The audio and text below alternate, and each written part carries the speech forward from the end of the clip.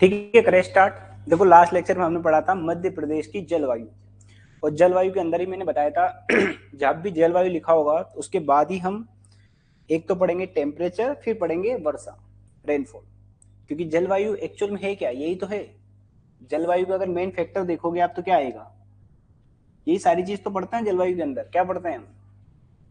Climate के अंदर मैंने बताया था जो क्लाइमेट होता है, तो क्लाइमेट क्या होता है, किसी भी बड़े क्षेत्र का क्या होती है, दीर्घकालिक वायुमंडलीय दशा है। वायुमंडल का मतलब ऊपर जो है, तो ऊपर क्या क्या आएगा, टेम्परेचर, तापमान, और एक और क्या आएगा, रेनफॉल, वर्षा। ये दो मेन फैक्टर है जिसको हम स्टडी करेंगे मध्य प्रदेश के अंदर। वो बहुत ही अच्छा टॉपिक है और बहुत ही कंसेप्चुअली प्रश्न यहाँ से बनते हैं, और मैं बताऊंगा कि किस प्रकार के प्रश्न यहाँ पर आए। ठीक है, रट्टाफिकेशन वाले प्रश्न यहाँ से कम आते हैं, समझने वाले कॉन्सेप्ट वाले प्रश्न ज्यादा आते हैं और बहुत आसान आएंगे। देखो मैं बताऊंगा, उसके बाद आप देखोगे एमपीपीएससी की पेपर कभी उठा के तो आपको सारी चीज बात याद रहेगी। अब देखो हम मध्य प्रदेश में तापमान पढ़ रहे हैं, तो तापमान का जनरली क्या क्या हमें पढ़ना है वो थोड़ा सा मैं बता देता हूँ। जैसे मैं बता रहा हूँ बस इतना सा याद रखना है आपको। तो देखो सुनो बात, तापमान के अंदर क्या करना है आपको, सबसे पहले तो आपको ये बताना है कि मध्य प्रदेश का एवरेज टेम्परेचर कितना है, औसत तापमान। क्या बोला मैंने? सबसे पहले हम पढ़ेंगे मध्य प्रदेश का औसत तापमान। औसत का मतलब ये होता है कि एक साल के अंदर 12 महीने होते हैं, तो आपको पता भी जनवरी देखो बहुत कम तापमान है, 0 डिग्री सेंटीग्रेड टेम्परेचर पहुंच गया है। ठीक है, फिर धीरे धीरे मई जून में देखो आप 45 पे टेम्परेचर पहुंच जाएगा। तो हम क्या करेंगे, इन 12 महीने के अंदर जो टेम्परेचर रहा है, तो सारे सभी महीनों का एवरेज निकालेंगे कि जनवरी के महीने में कितना एवरेज रहा है, फरवरी में टेम्परेचर कितना एवरेज है, सारे एवरेज को जोड़ेंगे और 12 से भाग लगा देंगे। तो एवरेज निकालने के बाद 12 से भाग लगाने दे, इससे क्या निकल के आ जाएगा, एवरेज टेम्परेचर आ जाएगा मध्य प्रदेश। तो सीधी सी बात है, तो सबसे पहले क्या निकालेंगे, मध्य प्रदेश का औसत वार्षिक तापमान। बात याद रहेगी, जैसे मैं बता रहा हूँ ना ऐसे याद रखोगे ना, तो आपको डाटा याद रखना बड़ा आसान रहेगा। तो औसत वार्षिक तापमान, ये टेम्परेचर लिख रहा हूँ शॉर्ट फॉर्म में। ठीक है, अभी डाटा मैं बाद में बताऊंगा। ठीक है, फिर देखो मैंने जैसे बोला ना, ये एवरेज बता दिया मैंने पूरे साल का, ठंडी गर्मी सबका बता दिया। पर मैं पूछू सिर्फ गर्मी में बताओ कितना टेम्परेचर पहुंच जाएगा, तो समर में टेम्परेचर कितना है, तो समर के अंदर देखो आपको पता है मार्च से समर स्टार्ट होगा और जून तक चलेगा, तो उस 3 महीने का हमें एवरेज बताना है। तो यहाँ मैं बोल रहा हूँ ग्रीष्म काल में औसत तापमान। ये बात समझ में आ रही है? ग्रीष्म काल, समर में, ये एवीजी लिखा है टेम्परेचर। बात समझ में आ गई? इसी प्रकार से मैं शीतकाल में भी निकाल सकता हूं, अभी शीतकाल ही तो चल रहा है, विंटर में। तो शीतकाल में एवरेज टेम्परेचर, बात याद रहेगी। ऐसे भी लिख सकता हूं मैं टेम्परेचर एवीजी, बात याद रहेगी, टेम्परेचर एवरेज। किसमें बता रहा हूं मैं, शीतकाल। ये एवरेज है पूरे साल का है, ग्रीष्म काल में अलग होगा, शीतकाल में अलग होगा। अब सुनो, मैं पूछूं कि मध्य प्रदेश का सबसे ज्यादा तापमान किस महीने में होता है, ऐसे प्रश्न पूछे गए। तो सबसे गर्म महीना, क्या बोला मैंने, बात समझ में आ गई? कोई ना कोई तो होगा। सबसे गर्म माह या महीना, महीना क्या होता है, थोड़ा सा लेमन टर्म आ जाती है, माह थोड़ा सा टेक्निकल टर्म है। ठीक है, तो सबसे गर्म माह, तो जैसे मैंने सबसे गर्म माह बोला तो इसका मतलब कहीं ना कहीं तो ठंडा भी होगा। तो सबसे ठंडा महीना आप बताओ मुझे कौन सा होगा? अरे जनवरी ही मैडम, दिसंबर में कहाँ लगी ठंड आपको, लगी थी क्या? अभी लग रही ना ठंड तो, अरे लगी तो अभी है ना, जनवरी में जी रहे अभी हम। सबसे ठंडा माह, नहीं नहीं नहीं नहीं नहीं, ठंडा माह, चलो सबसे ठंडा माह, बात समझ में गई। अब मैंने सबसे गर्म माह लिया ना, तो ऐसा स्थान भी तो बताना पड़ेगा जहां सबसे ज्यादा गर्मी पड़ती हो। तो सबसे गर्म माह कौन सा है, और उसी माह में कहीं ना कहीं मध्य प्रदेश का कोई तो क्षेत्र होगा जहां पे सबसे ज्यादा तापमान होगा। तो सबसे गर्म स्थान, प्रश्न समझ में आ रहा है अच्छे से? ऐसे सिंपल सिंपल से प्रश्न बनते हैं। तो यहां मैंने लिखा माह और यहां मैं लिख रहा हूं स्थान, बात याद रहेगी। इसी प्रकार से मैंने लिखा सबसे ठंडा महीना, तो जो ठंडा सबसे ठंडा महीना होगा, तो उस ठंडे महीने में पूरे मध्य प्रदेश के अंदर कोई तो स्थान होगा जो सबसे ज्यादा ठंडा होगा, कोई तो होगा। तो सबसे ठंडा क्या है, स्थान। उम्मीद है समझ में आ रहा होगा आप सभी को, बात समझ आ गई। अब देखो एक और चीज लेते हैं, टेम्परेचर डिफरेंस। सुनना बात 2 मिनट के लिए। टेम्परेचर डिफरेंस क्या होता है? देखो सबसे गर्म का महीना मतलब ये होता है कि मान लो जैसे कि अभी मैं बताऊंगा, थोड़ा सा यहाँ लिख लो फिर समझाता चलूंगा। सर्वाधिक तापांतर, टेम्परेचर डिफरेंस वाला महीना, किस महीने में सबसे ज्यादा टेम्परेचर डिफरेंस रहता है? देखो सुनना बात 2 मिनट। जैसे मार्च का महीना देखोगे ना आप, तो दिन के समय में तो भयंकर गर्मी चोटेगी आपको, पर देखो रात के समय ठंड भी लगेगी। बात समझना गई? लॉजिक क्या देगा? तो टेम्परेचर डिफरेंस बहुत है। गर्मी में दिन के समय में तो आप देखो 30 से 35 डिग्री टेम्परेचर पहुंच जाएगा, पर ठंडी के समय में देखो 15 डिग्री टेम्परेचर पहुंच जाएगा। तो डिफरेंस कितना हो गया? देखो 35 और 15 को घटाओगे आप तो कितना बचेगा? 20 डिग्री का टेम्परेचर डिफरेंस है। पर वहीं में जैसे गर्मी में ले लो आप, जैसे मई में, तो मई में मान लो तापमान दिन का 45 डिग्री सेंटीग्रेड, तापमान तो सबसे ज्यादा है, पर रात के समय में देखोगे 40-35 डिग्री टेम्परेचर रहेगा। तो डिफरेंस कितना है? 10 डिग्री का ही। टेम्परेचर डिफरेंस, सर्वाधिक टेम्परेचर डिफरेंस किस महीने में रहेगा? ऐसे प्रश्न पूछेगा। तो सर्वाधिक तापांतर, बात समझ आ गई? ताप का अंतर, टेम्परेचर डिफरेंस है ना, किस माह में, महीना बोल रहा हूं मैं यहाँ। इसी प्रकार से एक ऐसा भी तो आएगा जिसमें तापांतर बहुत कम होगा। तो न्यूनतम, मिनिमम, न्यूनतम तापांतर माह, समझ में आ रहा है? इतने अंग्रेज भी नहीं है हम, इतना तो आ रहा होगा समझ। अब जैसे मैंने महीना बोला तो कोई ना कोई स्थान भी तो होगा, तो स्थान कौन सा होगा उस समय? बात समझ में आ गई? और यहाँ पे भी स्थान कौन सा होगा?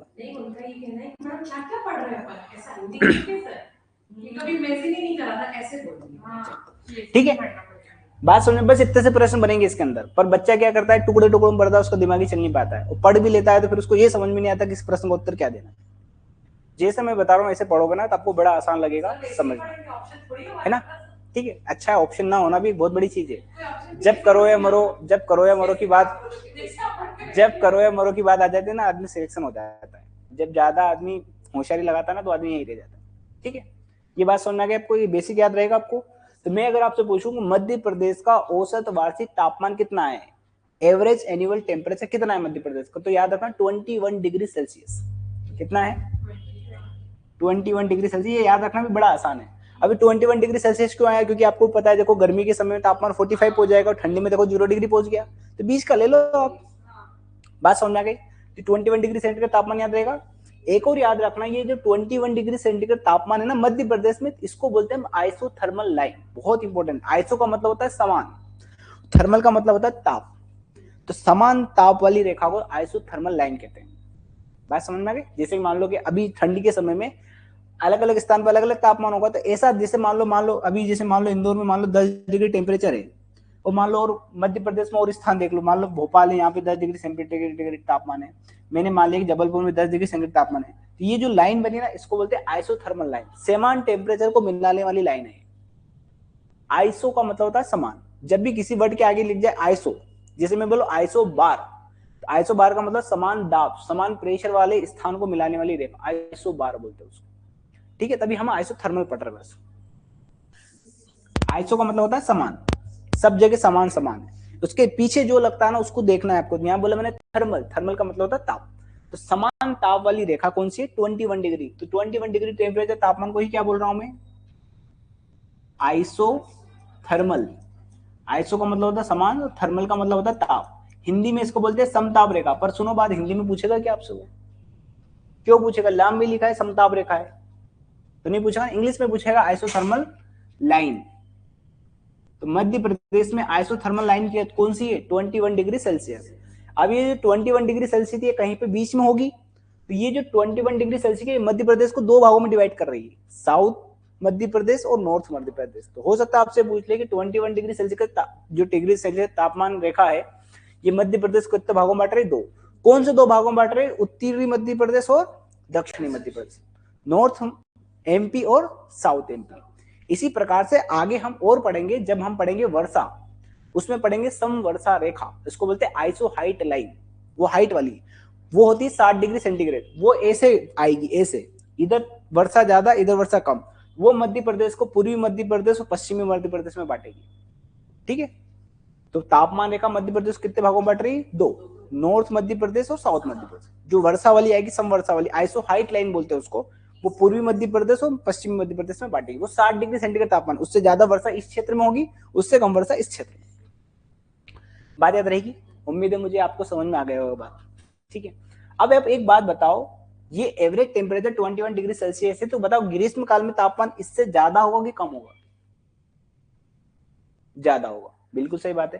तो देखो ऐसे करना, सुनो बात, आपने 21 याद कर लिया ना, 21 का डबल कर देना बस आप, बात याद रहेगी। तो 42 डिग्री सेल्सियस, वैसे टेम्परेचर कभी ऐसा पूछता नहीं डाटा, पर देखो फिर भी कहते हैं ना, किस्मत जब फूटी हो तो फिर कुछ भी हो सकता है।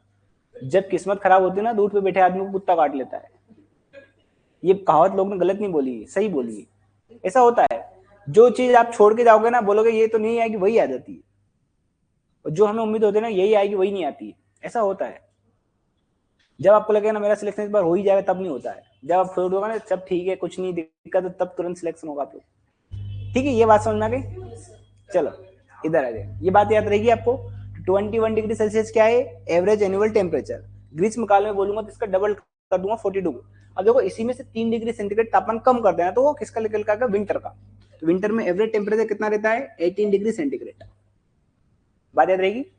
याद है? उम्मीद है मुझे याद हो गया होगा आपको। ठीक है, बात है आगे। अब देखो सबसे गर्म माह, तो आप एक बात सोचना 2 मिनट के लिए, समझना इस बात को कि ये हमारी क्या है? पृथ्वी, और ये है 0 डिग्री। अच्छे से समझना इस बात को। और मैंने आपको एक बात बताई थी कि ये है 23.5 डिग्री। मैम बताएगी आगे वाली, क्या बोलते हैं इसका दूसरा नाम? कर्क रेखा। और 23.5 डिग्री साउथ लेटीट्यूड, क्या नाम है इसका? मकर रेखा। अभी बताओ हम किधर है? इधर है कि इधर है? अब अभी हम इस वाले में 0 डिग्री से मकर रेखा के बीच में हम। बात समझ गई? तो सुना बात। अब एक बात याद रखना, एक डाटा याद रखना कि ये जो बीच वाली लाइन है ना, ये दिख नहीं रहा होगा आपको, ये जो बीच वाली लाइन जो दिख रही है ना आपको, ये वाली लाइन, अब सूर्य इस पे 2 बार लंबवत चमकता है। ऐसा समय आता है पृथ्वी पर जब इस पे डायरेक्ट सूर्य की किरणें परपेंडिकुलर गिरती है। दिख रहा है कलर? तो एक तो आता है 22 मार्च, अभी 22 मार्च आने वाला है, जब सूर्य की किरण 0 डिग्री पर लंबवत चमकेगी 22 मार्च को। तो उसी दिन सुनना बात, क्योंकि सूर्य एकदम बीचों बीच में आ गया। तो सुनो, ये एक ऐसा समय है जिस समय पृथ्वी पर नॉर्थ हेमिस्फीयर में भी दिन और रात बराबर होते हैं। देखना, मार्च के समय में दिन रात बराबर होते हैं, ना दिन बड़ा होगा ना दिन छोटा होगा। तो 22 मार्च, 22 मार्च के बाद, कितने मार्च के बाद? थोड़ा सा कलर चेंज कर लेते हैं। 22 मार्च के बाद, वैसे डेट आपको याद रखने की आवश्यकता नहीं है, वैसे डेट याद रखने की आवश्यकता आपको नहीं है, पर फिर समझने के लिए 21 मार्च या 22 मार्च, ठीक है, 21 या 22 मार्च, इस समय सूर्य यहाँ पर लंबवत चमकेगा। इसके बाद सूर्य नॉर्थ साइड जाने शुरू हो जाता है।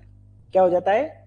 नॉर्थ साइड सूर्य जाना। अब सूर्य जाता नहीं, वैसे एक्चुअल में पृथ्वी क्या टिल्डेड है, तो पृथ्वी क्या कर रही है? सूर्य का रोटेशन कर रही है, इसके कारण ये पोजीशन अलग अलग होती है। ठीक है, इतना ज्यादा अंदर जाने की जरूरत नहीं आपको। 21 मार्च के बाद जो सन होता है वो कैसा होता है? नॉर्थवर्ड होता है, उत्तरायण होने लगता है। तो सुनो बात, इसी नॉर्थ हेमिस्फीयर में टेम्परेचर क्या होगा? बढ़ने लगेगा। तापमान जो होगा धीरे धीरे बढ़ने लगेगा। जैसे मार्च के समय में तापमान देखोगे आप तो थोड़ा कम रहेगा, मई में और मतलब मार्च के बाद अप्रैल में तापमान और बढ़ेगा, मई में तापमान और ज्यादा बढ़ जाता है। बात समझ में गई? तो देखो मार्च के बाद वो यहाँ पे जाएगा तो अप्रैल, और यहाँ पे जाके मई, और यहाँ पे आके जून। मार्च से अप्रैल, मई, जून, 3 महीने में कहां पहुंच जाएगा? वो कर्क रेखा के ऊपर। और वो जो डेट होती है वो होती है 21 जून। कौन सी होती है? 21 जून के समय में जो सन होता है वो परपेंडिकुलर किस पे गिरता है? कर्क रेखा के ऊपर गिरता है। तो सुनो, 21 जून के समय में देखो नॉर्थ हेमिस्फीयर में सबसे बड़ा दिन होता है। आपने देखा भी जून के समय में हमारा जो दिन होता है कम से कम 14 से 15 घंटे का होता है ना?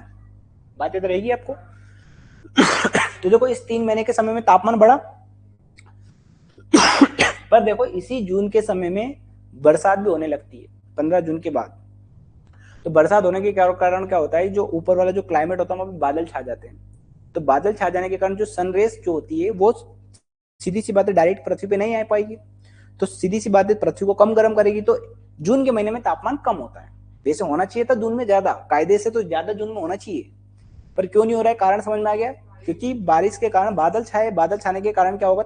जो सनरेज होगी वो सीधी सी बात है बादल के अंदर ज्यादा, बादल उसको क्या करे? ज्यादा एब्जॉर्ब कर लेगा, पृथ्वी तक कम पहुंचेगी। दूसरा ऊपर से बरसात भी हो रही, ठंडा वैसे ही कर दिया, तो जून का महीना ज्यादा तापमान नहीं है, तो सुनो इसके पहले जो आएगा वो ज्यादा तापमान वाला रहेगा। तो कौन आएगा जून के पहले? मई। तो मई के समय में सबसे ज्यादा तापमान है। बात समझ। अगर कोई पूछ ले आपसे कि मध्य प्रदेश सबसे ज्यादा तापमान किस महीने में है, लॉजिक बात है, लॉजिक याद रहेगा आपको, किस महीने में सबसे ज्यादा तापमान रहेगा? मई। बात समझ आ गई? और अगर मैं पूछूं सबसे कम तापमान कब रहेगा, तो सुनना बात, अब इस मई के बाद, ये मई है, अब इस मई के बाद फिर से नीचे आएगा, देखो फिर से 3 महीने लग जाएंगे उसको, देखो जाने में 3 महीने लग गए ना उसको, तो आने में भी उतना समय लगेगा। ऐसा थोड़ी भगेगा हो कि मैं जा रहा हूँ इक्वेटर की तरफ, टाइम तो बराबर लेगा। तो मई से जून से जुलाई अगस्त सितंबर, फिर सितंबर पे कहां परपेंडिकुलर गिरेगा? कर्क रेखा पर। बात याद रहेगी? तो 23 सितंबर वो डेट आती है जिसके समय में सूर्य किस पे लंबवत चमकता है? कर्क रेखा, मतलब इक्वेटर पर। फिर इसी 23 सितंबर के बाद सूर्य कहां पे जाने लगता है? नीचे साइड जाने लगता है। बात समझ गई? तो देखो हमारे यहाँ तापमान फिर कम होने लगा। तो 6 महीने तो तापमान हमारे यहाँ ज्यादा रहता है और 6 महीने तापमान कम रहता है। बात समझ आ गई? ये बात याद रहेगी आपको। कोई दिक्कत, कोई समस्या? तो अब सुनो बात अब सूर्य नीचे जा रहा है, तो देखो सितंबर के बाद क्या आएगा? अक्टूबर, नवंबर और दिसंबर। ये अक्टूबर, नवंबर और दिसंबर, तो दिसंबर में सूर्य कहां पे चमकता है? लंबवत मकर रेखा पर। तो ये जो डेट आती है 22 दिसंबर आती है, इस समय सूर्य यहाँ पे लंबवत चमकता है। बात समझ गई? तो सुनो इसी के बीच में तो कोई समय होगा जिसमें तापमान कम होना चाहिए, तो कायदे से तो दिसंबर में कम होना चाहिए, होना चाहिए कि नहीं होना चाहिए? पर कम जो होता है वो जनवरी में होता है। बात समझ आ गई? कम क्यों होता है? जनवरी के समय में कम होता है। बस याद रहेगी बात। इसमें कायदे से जून में होना चाहिए था, पर 1 महीने पहले ही कम ज्यादा हो गया। इसमें दिसंबर में कम होना चाहिए, पर 1 महीने बाद कम हुआ। बात समझ? ऐसे लॉजिक याद कर लेना। मध्य प्रदेश में सबसे कम तापमान किस महीने में रिकॉर्ड किया जाता है? और देखोगे याद तो जनवरी में ही एक्चुअल में ठंड लगती है हमें। तो ऐसे याद करना आप, तो मकर संक्रांति से बड़ा आसान है कि मकर संक्रांति के समय भयंकर ठंड लगती है। और मकर संक्रांति कब आती है? 14 जनवरी। बस खत्म बात। तो भैया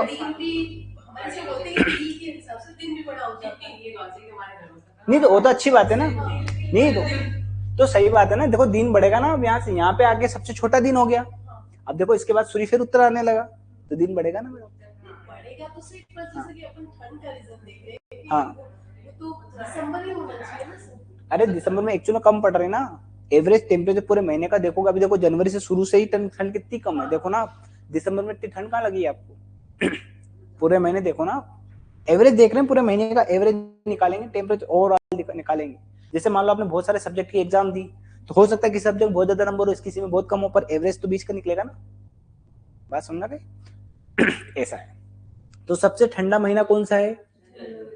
बात याद रहेगा, अब तो कंफ्यूजन होगा। बस 1-2 बार याद करोगे तो आपको आसानी से याद हो जाएगा। आप तो ऐसा याद करो दिमाग में कि वैसे जून में होना चाहिए था, पर 1 महीने पहले ही ज्यादा तापमान है। जून में क्यों नहीं है? बादल के कारण। वैसे होना चाहिए था दिसंबर में, पर किस में हो रहा है? जनवरी में। है ना। और इसमें भी याद रख लेते, प्रैक्टिकल लाइफ में जितना जियोगे इतना अच्छा है।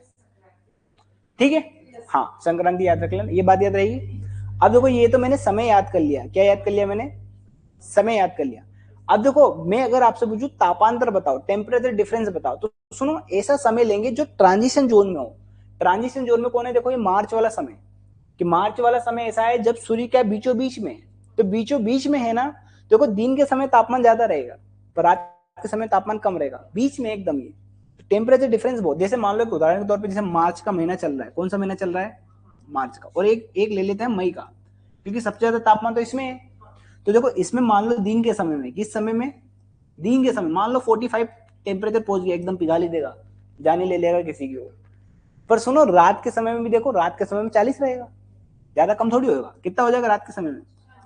40। आप बोलो सर ज्यादा ही बता रहा हूं, आप तो 35 ले लो, 35 ले लो। पर देखो मार्च के समय में देखो आप, अब देखो रात में अगर देखोगे आप टेम्परेचर, तो ये 10 डिग्री पहुंच जाता है, 10 से 15 डिग्री। रात में कितना पहुंच जाएगा? 10 से 15 डिग्री पहुंच जाएगा। बात समझ आ गई?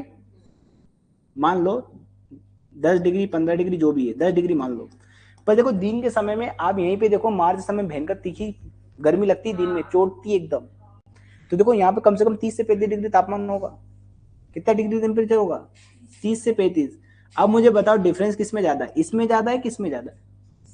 इसमें ज्यादा है। यही तो पूछ रहा हूँ, किस महीने में तापमान टेम्परेचर डिफरेंस सब ज्यादा है, तो किस समय में? मार्च। बात याद रहेगी, दिक्कत तो नहीं अब? तो ये मार्च। बीच से याद करना, पृथ्वी की स्थिति से याद करना आप, ठीक है। अब मुझे बताना ऐसा समय बताना जिसमें तापमान कम रहता है। तो देखो दिसंबर के महीने में तापमान बहुत कम रहता है, दिन के समय में भी तापमान उतना ही रहता है और रात के समय में तापमान उतना रहता है, डिफरेंस बहुत कम है। मान लो जैसे दिसंबर का महीना ले लो, अब देखो सबसे कम वाला तापमान वैसे तो जनवरी आना चाहिए सबसे कम वाला, पर दिसंबर की बात चल रही है यहाँ पे दिसंबर। अब दिसंबर में ऐसा समझ लो ये दिन का तापमान है, तो अब देखो दिन का तापमान भी ज्यादा देखोगे तो 20 डिग्री, 15 से 20 डिग्री कितना होगा 15, ठीक है। और रात का समय मान लो 10 डिग्री, तो देखो डिफरेंस तो कितना आ रहा है 5 डिग्री का। पर जनवरी में देखो आप, जनवरी में क्या हो रहा है, रात के समय में तो 0 पहुंच रहा है, दिन में देखो 15 पहुंच रहा है, तो डिफरेंस देखो 15 का आ गया। तो डिफरेंस किस में कम रहेगा, दिसंबर में, बात याद रहेगी। तो सबसे कम न्यूनतम तापांतर किस महीने में रहेगा, तो किस महीने में रहता है, दिसंबर। मतलब दिन के समय में ज्यादा ठंडी गर्मी नहीं लगेगी, रात के समय में ज्यादा ठंडी, बहुत ज्यादा टेम्परेचर डिफरेंस नहीं आएगा। तो ये कौन सा महीना आ गया, दिसंबर। ये समय याद हो गया ना आपका तो काम हो जाएगा। हो सकता है एक आध प्रश्न यही से पूछ ले कि मध्य प्रदेश में सर्वाधिक तापमान किस महीने में होता है, तो मार्च। बात याद है। अगर आपसे पूछे, ये तो ऊपर वाला तो बहुत कम चांस है पूछने का, बस 21 डिग्री सेल्सियस याद रखना, जिसको आइसोथर्मल लाइन कहते हैं मध्य प्रदेश की, जो मध्य प्रदेश को 2 भागों में विभाजित कर रही है। दूसरा मैं बोल रहा हूँ कि मध्य प्रदेश सबसे गर्म माह तो मई, क्यों हो रहा है मई, लॉजिक याद रहेगा। फिर भी बोलो मध्य प्रदेश का सबसे ठंडा महीना तो जनवरी, आप मकर संक्रांति से याद करना कि उस समय भयंकर ठंडी पड़ती है बस। फिर मैं बोलूं मध्य प्रदेश सबसे ज्यादा तापांतर किस समय रहता है, तो मार्च में। तापांतर का मतलब समझ आएगा, तापांतर का मतलब ताप का अंतर। तो ऐसे याद करें, दिन के समय में बहुत ज्यादा गर्मी होगी और रात के समय में बहुत ज्यादा क्या होगी, ठंडी। ऐसा होता है भी, देखोगे अभी मार्च में तो आपको ऐसा लगेगा, दिन के समय में तो भयंकर गर्मी लगी, रात के समय ठंडी लगी। तो सब सर्वाधिक तापांतर कब है, मार्च में, और न्यूनतम तापांतर के समय दिसंबर। बस ऐसे समझो 2 मिनट के लिए। वहां पे देखो एक कदम यहाँ पे पीछे लिया था, एक कदम यहाँ पे आगे लिया था। अब देखो यहाँ पे मई से मार्च गया तो 2 कदम पीछे आया, यहाँ पे 1 कदम पीछे आया, जनवरी से दिसंबर। बात याद रही। अब सुनो बात, ये समय याद हो गया ना आपको, अब हम स्थान याद करेंगे। हो सकता है ये स्थान भी आपसे पूछे, क्योंकि स्थान भी हमारे लिए क्या है, मोस्ट इंपोर्टेंट है, ठीक है। बात याद रहेगी। अब मैं आपसे पूछूं कि मध्य प्रदेश का सबसे गर्म स्थान, प्लेस, देखो ये गर्म होगा ना मई महीने में, कहीं तो कुछ ना कोई तो गर्म होगा मध्य प्रदेश, सबसे ज्यादा होता है ना। जैसे हमारे घर में भी देखते हैं ना, किसी का टेम्परेचर ज्यादा हो जाता है घर में, सब मान लो होगा गुस्से वाले, लड़ाई वाले, तो उसमें भी तो कोई होगा सबसे ज्यादा लड़ाई करने वाला। ऐसा जब पढ़ने वाले सब है तो उसमें भी तो कोई होगा सबसे ज्यादा पढ़ने वाला। बात समझ आ गई। ऐसा तो मई महीने में पूरा मध्य प्रदेश में तापमान ज्यादा है, पर उसमें भी तो बताओ कोई तो आगे होगा। तो मध्य प्रदेश में आपको मैंने बताया था कि ये वाला जो क्षेत्र था, इसको पहले मैंने बोला था कि उत्तर का मैदानी क्षेत्र, और उत्तर का मैदानी क्षेत्र में ही यहाँ पे पाई जाती रही थी महाद्वीपीय जलवायु, कॉन्टिनेंटल क्लाइमेट। और कॉन्टिनेंटल क्लाइमेट की खास बात क्या थी, गर्मी में गर्म। तो देखो इसी में कहीं मिलेगा मुझे वो, अगर ढूंढना भी है अगर आपको तो सुनो, इधर मत ढूंढते रहना, ऊपर मिलेगा। बात समझना गई, ठीक है, बात याद रहेगी। तो मध्य प्रदेश का वो कौन सा स्थान है जहाँ सबसे ज्यादा तापमान होता है, तो ये मध्य प्रदेश का स्थान है गंज बासोदा। अब सुनना बात 2 मिनट के लिए, ये एक्चुअल में हमने रिकॉर्ड करा था इसको 1995 के अंदर। अब बात सुनो, 1995 से आज कितने साल हो गए, 30 साल हो गए कि नहीं, 30 साल पुरानी बात है। तो क्लाइमेट को हम 30 साल ही तो बोलते हैं, 30 साल में तो देखते हैं सारी चीजें। बात समझे, क्लाइमेट को तभी मानते हैं, ऐसा नहीं कि आज पहुंच गया है 50 डिग्री सेल्सियस तो हमने इसको आज ही माने। क्लाइमेट हम 30 साल तक का रिकॉर्ड देखते हैं। तो हो सकता है गंज बासुदा बहुत लंबे समय से तो बहुत ज्यादा तापमान वाला प्लेस रहा हो मध्य प्रदेश का। आप यहाँ पे देखोगे ना, ये भोपाल है, भोपाल के पास में यहाँ पे विदिशा है, और विदिशा की तहसील है गंज बासुदा। ये गंज बासुदा, यहाँ विदिशा की क्या है, तहसील है गंज बासुदा। तो गंज बासुदा याद रहेगा, ऐसे याद करना। गंजे, गर्मी में गंजे में बहुत ज्यादा गर्मी लगती है, बात याद रहेगी। और ऐसे भी याद कर, विदिशा मतलब विदेशी लोग, विदेशी लोग को गर्मी सहन बिल्कुल नहीं होती है, देखा होगा आपने, मतलब मर जाएंगे वो, गर्मी में छोड़ देना उनको वैसे ही मर जाएंगे। युद्ध तो बात की चीजें। गंज बासोदा, और सुनो ये 1995 में रिकॉर्ड करा था, उसका टेम्परेचर जो था 48.9 डिग्री सेल्सियस था, ये इतना रिकॉर्ड करा गया था तापमान, ठीक है। कब रिकॉर्ड करा गया था इसको, 1995 में, इस समय रिकॉर्ड करा गया था। पर अभी वर्तमान में देखो 2018 के अंदर, 2018 में इसी के पास में यहीं पे देखोगे, यहाँ पे दिखेगा आपको छतरपुर, तो छतरपुर के अंदर भी आपने देखा खजुराहो। खजुराहो हमारा विश्व प्रसिद्ध मंदिर है, यहाँ पे खजुराहो के मंदिर, ये विश्व प्रसिद्ध यूनेस्को की हेरिटेज साइट में भी शामिल है। तो खजुराहो देखो यहाँ पर है। अभी 2018 के अंदर खजुराहो में हमने 49.2 डिग्री सेल्सियस तापमान रिकॉर्ड करा है। कितना रिकॉर्ड करा है? तो बताओ आप कौन सबसे ज्यादा तापमान वाला हो गया? पर देखो बुक में तो क्या लिखा है, गंजबास। तो दोनों ऑप्शन आएगा तो ये लगा देंगे हम खजुराहो वाला। क्यों? सीधी सी बात है, लड़ लेंगे ना। फिर लड़ लेंगे तो फिर मध्य प्रदेश हार मान जाएगा तो डिलीट कर देगा, नहीं हार मानेगा तो दोनों को दे देगा। बात समझ में आ गई? ठीक है, बात याद रहेगी। तो ये क्या है यहाँ पे? खजुराहो। बात समझ में आ गई? कोई दिक्कत को समस्या? दोनों कह रहे हैं हम बढ़ के एक से बढ़ के एक। बात याद रहेगी। ये प्लेस भी बता दिया मैंने, मध्य प्रदेश सबसे ज्यादा तापमान वाला स्थान। इधर आगे गंजबासौदा कितना रिकॉर्ड था? 48.9 डिग्री सेल्सियस। हमने मध्य प्रदेश में हमने क्या रिकॉर्ड करा 2018 के अंदर? 49.2 डिग्री सेल्सियस। आपको ये तापमान याद करने की आवश्यकता नहीं है कितने डिग्री रिकॉर्ड करा है, ये तो सिर्फ बताने के लिए आप लोगों को। कितना रिकॉर्ड करा ये नहीं पूछता है, वो स्थान पूछता है बस। बस यही तो स्मार्ट स्टडी, क्या पढ़ना है क्या छोड़ना है ये पता चलता है आपको पीवाईक्यू से। अगर आप पीवाईक्यू का एनालिसिस करोगे तो उससे ये पता चलता है। बच्चा जबरदस्ती में इसमें दिमाग खपाता रहता है टेम्परेचर याद करने में। ये कभी नहीं पूछता, ना साल पूछेगा कब, खाली स्थान पूछेगा कौन सा स्थान है। ठीक है, बात याद रहेगी। अब सुनो बात, अब देखो ठंडा स्थान वाला भी आएगा, ठंडा स्थान वाला भी आएगा, ये गर्म स्थान हो गया। अब मध्य प्रदेश का सबसे ठंडा स्थान आप बताओगे? शिवपुरी, बिल्कुल सही बात है। अरे इधर ही मिलेगा ठंडा भी, क्योंकि इधर ही तो महाद्वीपीय जलवायु पाई जा रही है ना, गर्मी में गर्म ठंडे में ठंडा। बात समझ गई? तो मध्य प्रदेश का सबसे ठंडा स्थान मिलेगा आपको शिवपुरी, ये यहाँ पे शिवपुरी। बात याद रहेगी? हाँ, जैसे अच्छा याद रहे ऐसे याद कर लेना, ये है शिवपुरी। बात याद रहेगी। तो मध्य प्रदेश का सबसे ठंडा स्थान तो कौन है? शिवपुरी। कहीं कहीं पे मुरैना भी लिखा हुआ आता है, पर अभी वर्तमान में तो हम शिवपुरी को ही मान रहे हैं। तो देखो दोनों चीज याद कर सकते हो शिवपुरी में, ठंड से मर नहीं जाए ऐसे भी याद कर, मुरैना और शिवपुरी। ठीक है, तो शिवपुरी अभी वर्तमान में सबसे ठंडा स्थान है। कहीं कहीं पे मुरैना भी दे रखा है, क्योंकि मुरैना देखो और ऊपर पहुंच जाएगा। ठीक है, बात याद रहेगी, सबसे ठंडा स्थान याद रहेगा। अब देखो तापांतर वाला, सर्वाधिक तापांतर वाला माह, फिर मैं स्थान लिखूंगा, स्थान कौन सा है। तो सुनो बात, इसमें कोई एक स्थान नहीं है जहां सबसे ज्यादा तापांतर हो। अब मुझे एक बात बताओ, क्षेत्र बताओ। तो देखो ये मध्य प्रदेश है, ये मध्य प्रदेश का देखो 21 डिग्री सेल्सियस टेम्परेचर लाइन यहाँ पर आइसोथर्मल लाइन, जो मध्य प्रदेश को उत्तरी मध्य प्रदेश दक्षिणी मध्य प्रदेश में बांट रही है। तो मैं अगर पूछूं कि मध्य प्रदेश सबसे ज्यादा तापमान किस हिस्से में पाया जाएगा? उत्तरी भाग में। लॉजिक समझ में आ गया? तो मध्य प्रदेश सर्वाधिक तापमान किधर पाया जाएगा? उत्तरी भाग में। और सबसे कम तापमान किधर पाया जाएगा? नीचे दक्षिणी भाग में। लॉजिक याद रहेगा? तो बस इतना सा याद कर लेना कि सर्वाधिक तापमान वाला माह, और स्थान पूछू तो उत्तरी भाग। बात समझ में आ गई? क्यों हो रहा है ये समझ में आ गया बात? अभी मैं बताऊंगा, इसी लॉजिक के आधार पर मध्य प्रदेश का एक प्रश्न बताऊंगा 2020 में। बच्चे हिल गए थे एकदम, पर कुछ भी नहीं था उस प्रश्न के अंदर। सबसे कम तापांतर किस क्षेत्र में रहेगा? दक्षिणी क्षेत्र में। बात याद रहेगी। और कारण भी बड़ा साफ है, क्योंकि यहाँ पे कैसी क्लाइमेट पाई जा रही है? कॉन्टिनेंटल टाइप, जो गर्मी में बहुत ज्यादा गर्म होती है, ठंडी में बहुत ज्यादा ठंडी होती है, इसलिए टेम्परेचर भी ज्यादा, डिफरेंस भी ज्यादा आ रहा है। गर्मी में बहुत ज्यादा तापमान, ठंडी में बहुत ज्यादा डिफरेंस ज्यादा हो गया। यहाँ पे ना तो गर्मी में ज्यादा गर्म है, ना ठंडी में ज्यादा ठंडी है, तो टेम्परेचर डिफरेंस भी क्या होगा? कम। लॉजिक बात समझ में आ गई? ये बात याद रहेगी आपको? कोई दिक्कत कोई समस्या? उम्मीद है आपको ये सारी चीज, और यही पूछता है तापमान के अंदर, कोई ज्यादा नहीं पूछता है।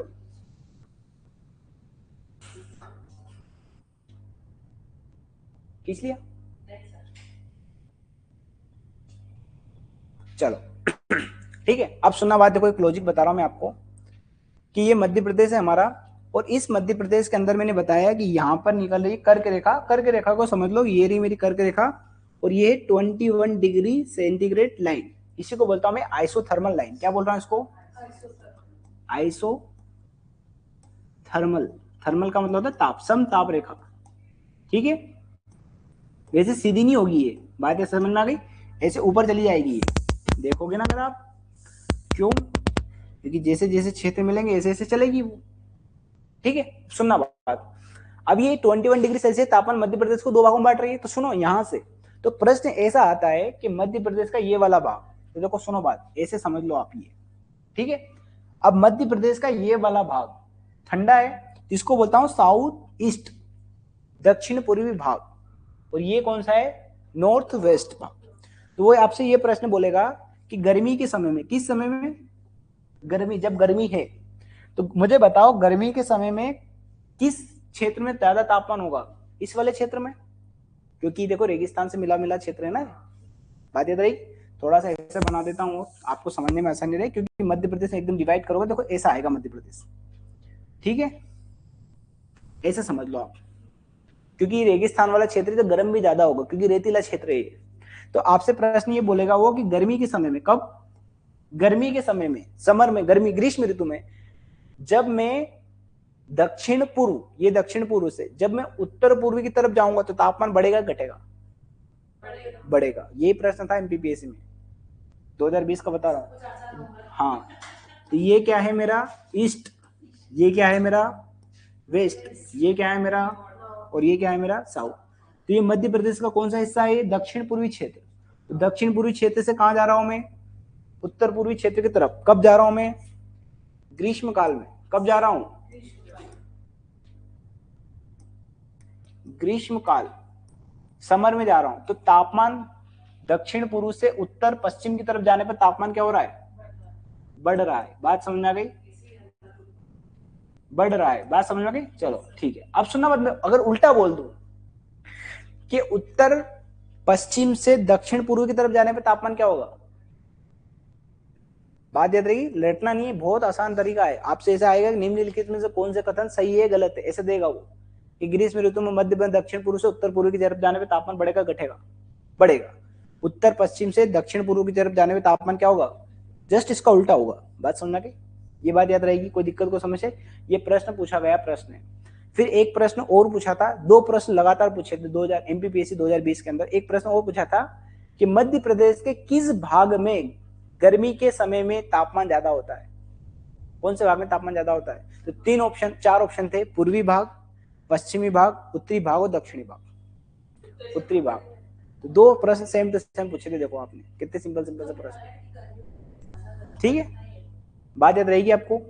तो दक्षिण पूर्व से उत्तर पूर्व की, उत्तर पश्चिम की तरफ जाने पर तापमान बढ़ेगा। जस्ट उल्टा हो, अगर मैं उल्टा आ जाऊं तो तापमान क्या होगा?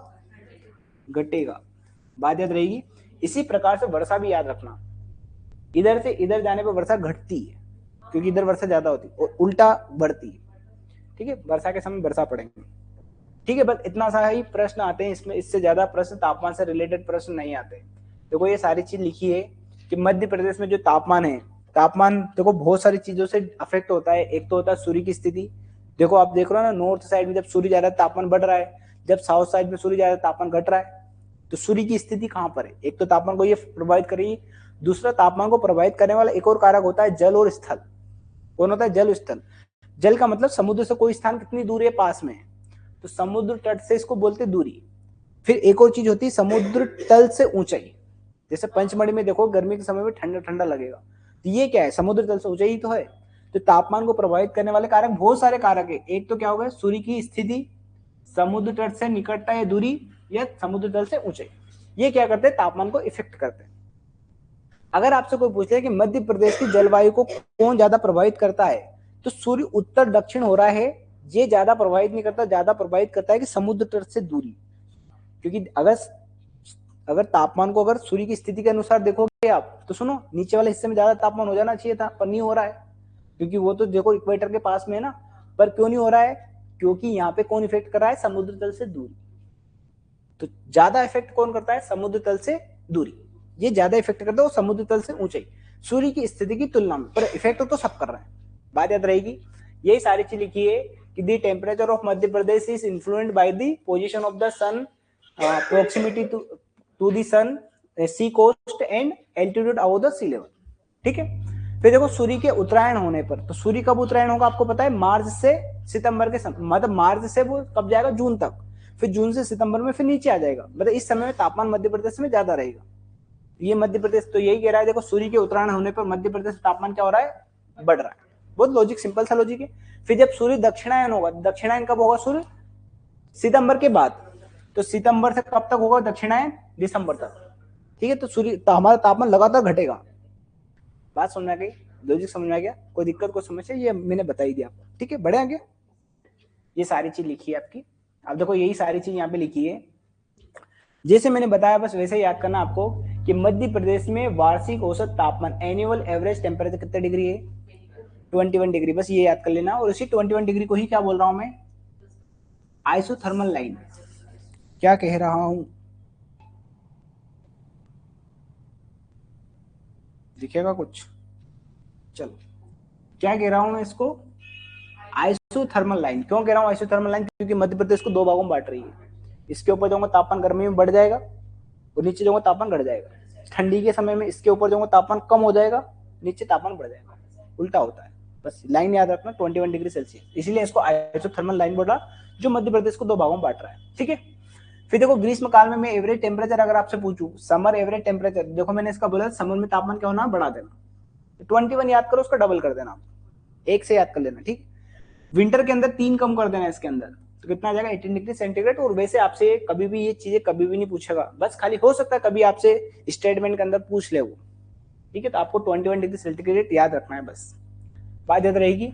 फिर मैंने आपको बताया था महीना बताओ, मतलब समय बताओ, किस समय में मध्य प्रदेश सबसे ज्यादा तापमान होता है, किस महीने में सबसे ज्यादा तापमान होता है, मई में। बात समझ आ गई, लॉजिक याद रहेगा आपको। सबसे ठंडा सबसे कम तापमान किस समय में रहेगा, जनवरी। बात याद रहेगी, ये बड़ा आसानी से याद कर सकते हो। और इसका कंसेप्ट आप तो बस मकर संक्रांति याद रखो, इसी समय में सबसे ज्यादा क्या होती है, ठंडी पड़ती है, बस खत्म बात। ठीक है, ये लिखा है देखो, in Madhya Pradesh the highest average temperature occurs in May. ठीक है, while the lowest average temperature occurs in January. बात याद रहेगी। फिर देखो यहाँ पे स्थान लिखा है, इधर देखो स्थान लिखा है कि मध्य प्रदेश सबसे ज्यादा तापमान किस स्थान पर होता है, गंज बासोदा। और गंज बासोदा कहां पर है, ये विदिशा। विदेशी से याद करना कि इनको गर्मी ज्यादा महसूस होती है, वो गंजे को ऐसे भी याद कर लेना। वैसे कुछ भी हिंट बना लो, देखो हम कोई किसी को बुरा भला नहीं कह रहे हैं। कितना टेम्परेचर था, 48.9। टेम्परेचर आपसे कभी नहीं पूछेगा, इसके चक्कर में मत पड़ना। कब था ये, 1995 में। पर वर्तमान में देखो 2018 में हमने कहां पे सबसे ज्यादा टेम्परेचर रिकॉर्ड करा है, खजुराहो। खजुराहो में कितना रिकॉर्ड करा है हमने, 49.2 डिग्री सेल्सियस। कब करा है, 2018 में। ठीक है, बात याद रहेगी। न्यूनतम अगर तापमान पूछूं मैं, लोवेस्ट टेम्परेचर कहां पर रिकॉर्ड करा है हमने, शिवपुरी। कभी कहीं पे आपको मुरैना भी देखने को मिल सकता है। ठीक है शिवपुरी ही लगाना है ना आपको। बात याद, ये लिखा, the place with the highest recorded average temperature are Ganj Basoda. ठीक है, और एक खजुराहो। ठीक है, वो क्षेत्र याद रखना आप तो। और ये lowest average temperature is Shivpuri. ठीक है, फिर देखो ये यहाँ पे लिखा है एवरेज टेम्परेचर डिफरेंस। क्या लिखा है, सर्वाधिक दैनिक तापमान, दिन के समय में तापमान। दिन का मतलब ऐसा नहीं समझना सिर्फ दिन, दिन का मतलब है 24 घंटे, दिन और रात दोनों लेना, नहीं तो बोलोगे सर दिन के समय में तापमान ज्यादा ही रहेगा। दिन का मतलब उस दिन, मतलब जो मार्च का जो दिन होगा उसकी बात चल रही है। तो सर्वाधिक तापमान दर कब कब कौन से माह में रहेगा, मार्च। और अगर मैं आपसे क्षेत्र पूछूं तो उत्तरी भाग मध्य प्रदेश, उसमें तापमान डिफरेंस भी ज्यादा रहेगा। ठीक है, बात याद रहेगा। और न्यूनतम अगर मैं दैनिक तापमान दर पूछूं तो किस महीने में रहेगा, दिसंबर। देखा होगा आपने, दिसंबर बहुत ज्यादा ना तो ठंड थी दिन के समय में, ना ही रात में कोई बहुत ज्यादा ठंडी थी, बैलेंस टेम्परेचर था। बात याद रहेगी। क्षेत्र अगर आपसे पूछ ले, क्षेत्र क्या आ जाएगा इसका, ये रहा देखो उत्तरी भाग। सर्वाधिक तापमान दर किस भाग में, उत्तरी भाग। और उत्तरी भाग के अंदर एक तो क्या आता है, मध्य भारत का पठार, सेंट्रल इंडिया प्लेट्यू। बात याद रहेगी। और ग्वालियर वाला क्षेत्र। ठीक है एक पंचमढ़ी भी दे रखा है, ये पूरा क्षेत्र है। और ये क्या है, एक स्थान, पंचमढ़ी स्थान। हाँ, फिर देखो न्यूनतम दैनिक तापमान दर किस भाग में, दक्षिणी भाग में। ठीक है, बात याद रहेगी। यही लिखा है दी मैक्सिमम डेली टेम्परेचर। ये टेम्परेचर रेंज लिखा है या टेम्परेचर डिफरेंस भी दे सकता है आपको। ठीक है, बात याद रहेगी आपको। तो किस क्षेत्र में रहता है सबसे ज्यादा टेम्परेचर डिफरेंस, नॉर्थ रीजन में। न्यूनतम लोएस्ट टेम्परेचर डिफरेंस किस क्षेत्र में रहेगा, साउथ क्षेत्र। इससे ज्यादा आपसे कभी नहीं पूछेगा। और एक और चीज याद करना कि साउथ ईस्ट से जब मैं नॉर्थ वेस्ट जाता हूं तो टेम्परेचर बढ़ेगा कि घटेगा, समर में बढ़ेगा, समर में बढ़ेगा। और विंटर में अगर पूछूंगा तो घटेगा। ठीक है, गर्मी में ज्यादा गर्म, ठंडी में ज्यादा ठंडा। ठीक है, बात याद रहेगी।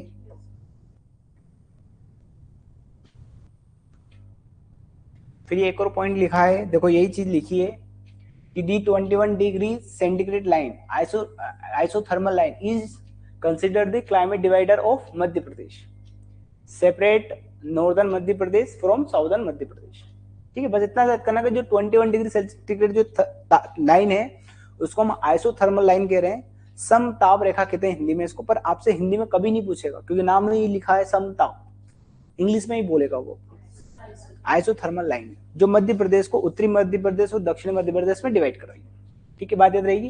फिर देखो ग्रीष्म ऋतु में ये लाइन बहुत इंपॉर्टेंट है और यही प्रश्न पूछा गया था। देखो ये लिखा था, देखो ग्रीष्म ऋतु में इन समर मध्य प्रदेश में दक्षिण पूर्व। देखो जब भी इस प्रकार की डायरेक्शन आए ना, जैसे मध्य प्रदेश का दक्षिण पूर्व, तो आप मैप के अंदर बना लिया करो इसे, ये मध्य प्रदेश है और ये दक्षिण पूर्व।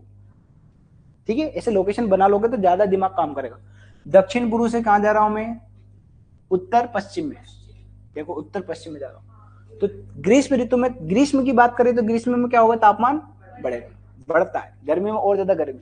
तो कारण अगर कोई पूछ ले तो इसका कारण क्या है, क्योंकि यहाँ पे महाद्वीपीय प्रकार की जलवायु पाई जाती है।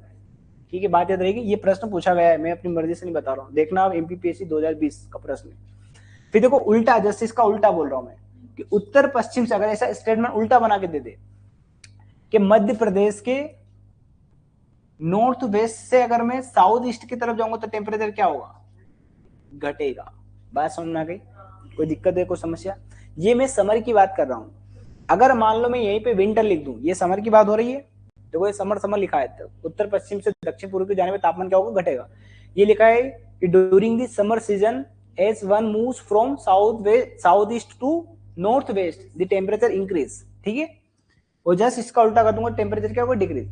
अब मुझे फिर से बताना, आप देखो अभी यहाँ पे मैंने एक चीज नहीं लिखी, अगर मैं आपसे इसका उल्टा बनाऊं, मैं अगर बोलूं कि इन विंटर, ग्रीष्म काल में अगर मैं मान लो कि दक्षिण पूर्व से उत्तर पश्चिम की तरफ जा रहा हूं तो तापमान बढ़ेगा घटेगा, घटेगा। बात समझना है, लॉजिक समझना है कि आप क्यों घटेगा, क्योंकि यहाँ ठंडा ज्यादा होगा। और अगर मैं उल्टा बोल दूं कि अगर उत्तर पूर्व से, उत्तर पश्चिम से मैं अगर दक्षिण पूर्व की तरफ जाऊंगा तो तापमान क्या होगा, बढ़ेगा। ठंडी की बात चल रही है, तो समय जरूर याद करना है कि किस समय की बात वो कर रहा है, लॉजिक भी याद रहेगा। तो सीजन याद रखना है। दूसरा कंसेप्ट खाली कॉन्टिनेंटल क्लाइमेट का याद करना है आपको कि जब भी महाद्वीपीय जलवायु ऊपर साइड में पाई जाती है तो गर्मी में ज्यादा गर्मी, ठंडी में ज्यादा ठंडी। बस इतना सा याद कर लोगे तो सारे प्रश्न आपके टेम्परेचर से बन जाएंगे, उससे ज्यादा प्रश्न कभी नहीं पूछेगा। 2020 में प्रश्न पूछा था, अभी तक वापस उसने प्रश्न नहीं पूछा है। ठीक है, बात याद रहेगी। फिर एक चीज और याद करना है आपको कि अगर तापमान की बात करें तो मध्य प्रदेश अति उच्च तापमान के अंदर आता है, क्योंकि टेम्परेचर, क्योंकि मध्य प्रदेश एक्चुअल में क्या आता है, ट्रॉपिकली क्लाइमेट वाले रीजन में आता है। ट्रॉपिकल रीजन उष्ण कटिबंधीय क्षेत्र में आता है, और उष्ण कटिबंधीय का मतलब ही उष्ण मतलब तापमान ज्यादा। तो कैसे तापमान में आ रहा है मध्य प्रदेश, अति तापी वर्ग, कहीं लिखा है ये एक्सट्रीमली थर्मल कैटेगरी। कभी ऐसा पूछ ले अगर आपसे तो बता देना। ठीक है, बात याद रहेगी। उम्मीद है आप सबको याद हो गया होगा, समझ में आ गया हो। ठीक है, आज के लिए इतना ही, करें बंद।